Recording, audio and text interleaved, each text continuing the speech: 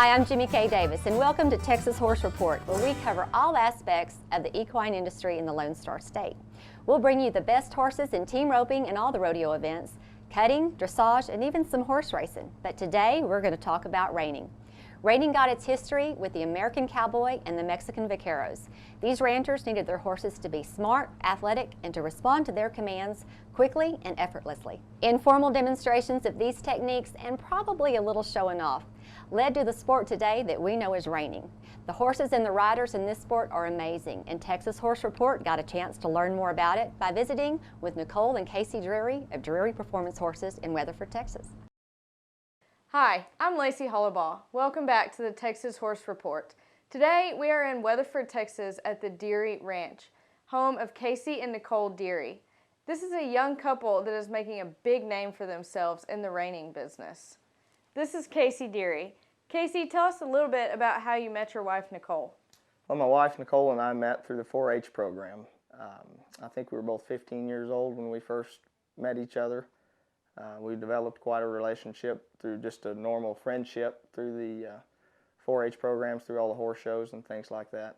There are so many other horse events. What drew you into the reining part? The 4-H program that I grew up in, there were a couple of my friends that were involved in the reining already, and so that's just kind of where I fell into. We went to many of the clinics that the 4-H program provides, and I learned as much as I could through that, and I read books. And then when I was 15 years old, I had the opportunity to go ride with a man named James Davison in Oklahoma. So I spent the summer there riding with James, and that kind of fast-forwarded my interest in it. I think there are a lot of people out there like me that haven't really been involved in the reining world and maybe don't know everything there is to know. Explain to us a little bit about the required movements that are in a reining competition. Okay.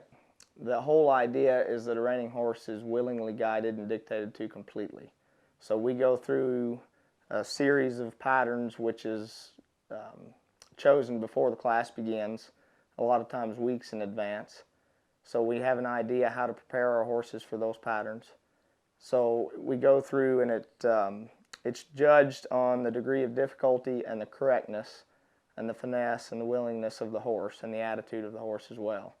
So our goal is to do as much as possible with the horses without the judges being able to see us, basically. We need the horses to respond to very slight cues. We need them to have a good attitude. We need their ears to be good, to be alert and happy doing their job. When you say you need your horse to be alert and happy and, you know, his ears to look a certain way, how do you train one to be that way? Most of my training methods involve putting horses in a situation to make them choose the maneuver I want them to do, to make them choose the result that I'm after. So I put them in situations where what I'm asking them to do is the easier of their choices. And by allowing them to do that, we actually create a desire in these horses to operate the way we need them to do, because they've been released and rewarded to the maneuver instead of forced to do the maneuver. Well, now that we understand what you're working for, I know that you train and show a lot of your own and other people's horses. About what age do you like to start them, and what are the basic things that you try to instill in one? We try to start our horses, depending on their size, anywhere from January to March or April. And I've gotten them later than that, but that's ideal for me. I like to have enough time that I can ride them and I can rest them if they need rest through the year. It normally will take a year, depending on the horse, a year to a year and a half. To some of them can take as long as 2 years, depending on how they learn the things. I like to have an opportunity, like I said, to rest my horses. I think that's important in our program. Just like us, we can get fatigued at what we do, and a lot of times a month off will do wonders for them. And if you'd like to know more about Casy and Nicole's program, visit their website at DearyPerformance.com.